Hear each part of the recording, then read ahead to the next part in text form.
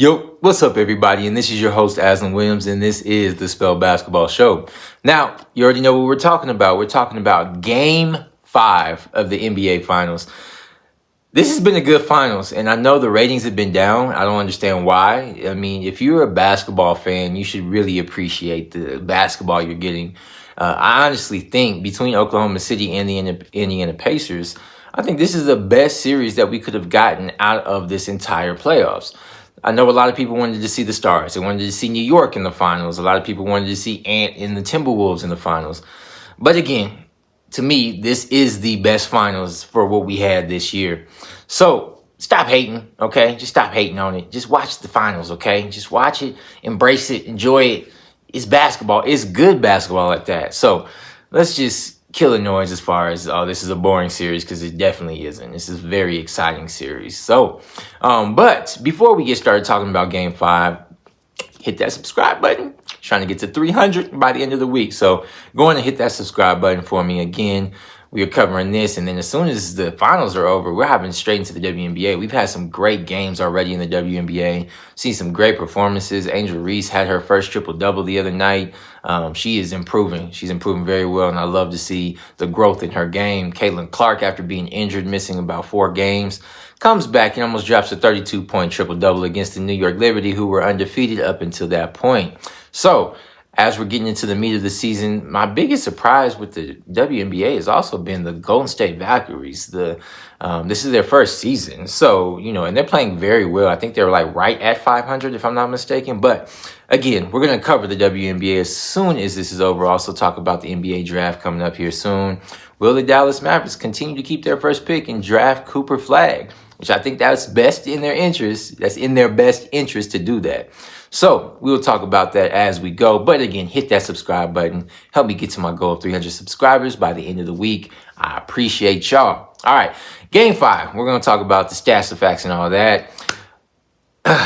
Man, I've said it. I do think that Oklahoma City will win this series. But I've been going for Indiana, right? I really thought Indiana needed to win Game 4. And then after giving up Game 4, it's going to be really tough to come back. Again, Oklahoma City, 1 game away from winning their first NBA championship. So they are going to have to come out and play extremely hard, the Pacers that is, in order to send this to 7 games, which I very much believe that they can.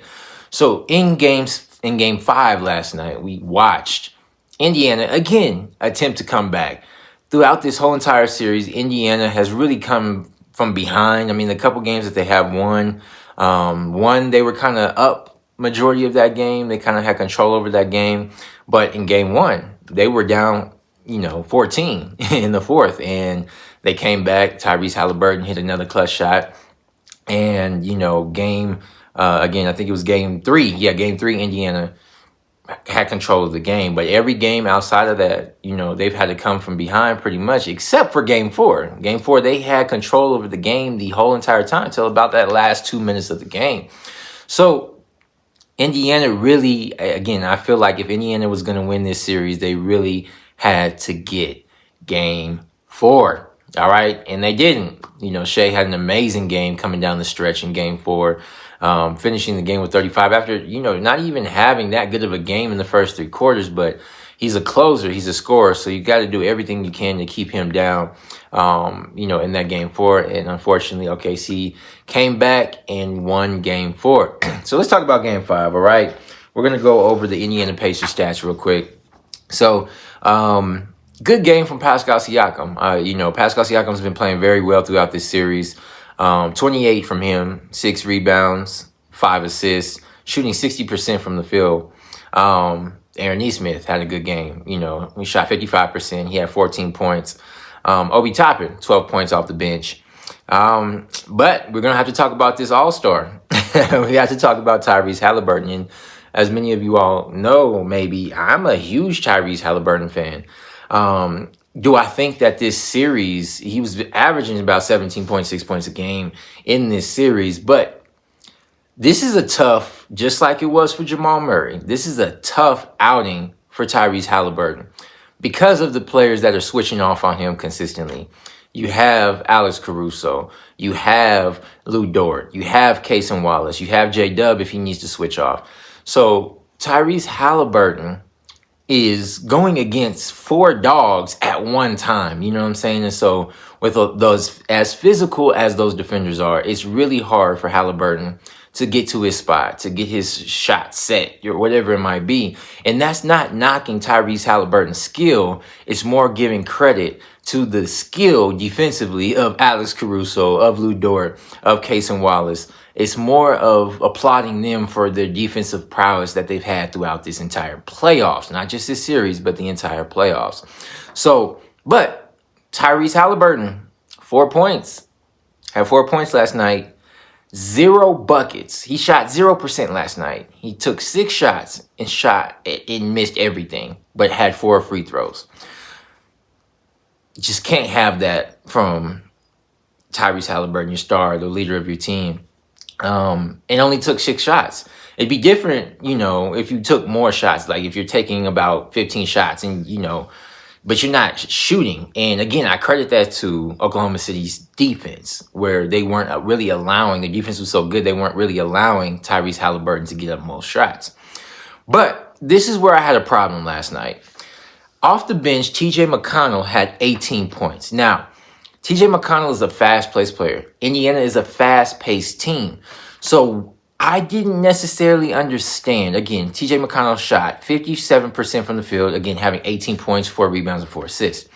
What I didn't necessarily understand last night, as if Tyrese Haliburton is struggling, I know he's your closer. I know he's been the most clutch player in these playoffs. I would have gone with TJ McConnell last night. You have to ride. And it's not that you don't trust your star players. It's more of you got to go with what's working. So on Rick Carlisle's side, I did not agree with him keeping TJ McConnell on the bench as bad as Tyrese Haliburton was struggling. I would have definitely inserted TJ McConnell in that fourth quarter. Now, if you need a bucket and the game is close, which with about 8 minutes left, Indiana did bring the game within 2 after being down almost 20 points. So that's the other thing too. And why was that? Why did Indiana come back? Mainly because of TJ McConnell. Now, the other problem I had coming off the bench, Ben Mathurin. Ben Mathurin has been playing well in this series. He had 7 points, but he also shot 2 of 11. Okay. Again, I see him shooting more shots than Tyrese Haliburton did. That can't happen. But that's not a good outing for Ben Mathurin either, when he's shooting 2 of 11. So overall, and then, again, the Pacers, 22 turnovers. Again, they stole game 1 having all those turnovers. But majority of the time, if you have over 20 turnovers, you're not going to win the game.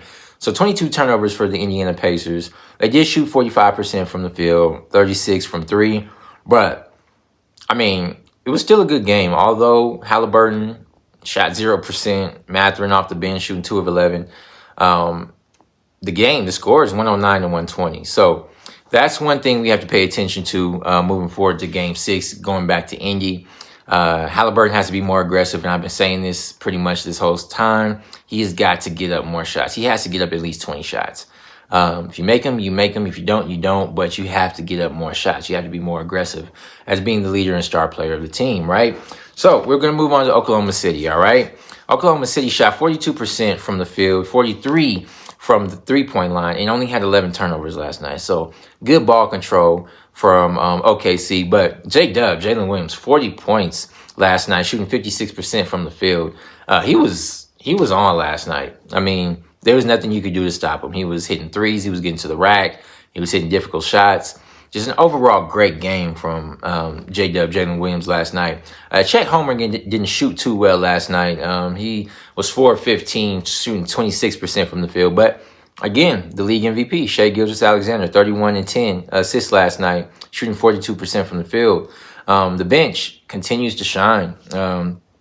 Aaron Wiggins, 14 points off the bench. Cason Wallace, 11 points. And although Alex Caruso only had 2 points, again, he's making an impact defensively in all other facets of the game. Aaron Wiggins in 2 games has been huge. Game 2, It was between Wiggins and Caruso, who between both of them had 38 points total. And so, Wiggins is a good shooter, and you have to keep an eye on him. Again, OKC is just deep. I'm looking at the stats now. I mean, they played 9 players last night, and Case and Wallace shot 75%. Aaron Wiggins shot 57%. Shea shot 42%, and then JDub shot 56%. So you have literally every player but one that had a major impact on the game shoot over 50% in the game last night. As I've continued to say, OKC's defense is just straight out amazing. I have not seen this many people like that good at defense in one time. I was saying, last year, Minnesota was that team, and they still are defensively, but just the continued energy to play defense like Oklahoma City has been doing. It's just been truly amazing, and I'm just like, I don't know, but that's what happened in Game 5 last night. So my predictions for Game 6, at the beginning I said Oklahoma City is going to win this in 6. I still think it's possible, but I also think it's also very possible for Indiana to force this to a Game 7. As we saw in Game 4, Indiana gave up Game 4 when they had control of the game the entire time. Just in the waning moments, they couldn't hit the shots that they needed.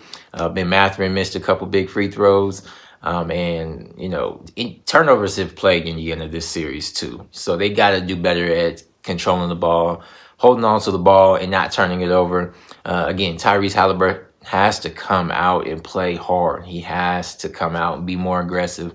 He has to set the pace. And so I think also this comes down to coaching. Again, like I said last night, or talked about from last night, with Rick Carlisle kind of going with Tyrese Haliburton over TJ McConnell. And you have to go with what's working at that moment. Again, it's not that you don't trust your star players. It's more of you have to go with what's working, especially when it comes down to the NBA Finals. And they bottomed within 2, and then there was 2 big turnovers, pushed it to 7, and then that OKC didn't look back last night. So, but for OKC, they just have to stick to their game plan. They have to come out. They have to bring the energy. They have to act like they want to win this game to capture their first championship. And for Indiana, they have to play smarter, limit the turnovers. They have to, again, come out more aggressively. Miles Turner's been okay, hasn't been the Miles Turner we were hoping to see from him in this series, but he's been all right. I know he's ailing a little bit with a couple injuries. That's just Tyrese Haliburton. I know he's a little banged up, was banged up last night in the game, but still, as he said in his interview last night, if he can walk, then he wants to play. So we'll see what happens in Game 6. I do expect Indiana to come out with, they're desperate, so they have to come out. They have to continue to be that resilient team that they've been all playoffs for the last 2 seasons. And so I can see Indiana winning Game 6. I think this could potentially go 7. Just depends on the energy and the effort that comes out in the first quarter in Game 6. So game is back in Indiana. We'll see what happens. But again, before we get off of here, hit that subscribe button. Thank y'all for your love. Thank you for your support. We're growing. We're growing daily, and I'm growing in my stats, facts, and all that, and learning how to become better, become a better speaker, become more solidified with my facts and everything. So we'll see what happens Game 6. I will be back on here after Game 6. But until then, this is your host, Jalen Williams, with the stats, the facts, and all that. This is the Spell Basketball Show. Y'all have a great day.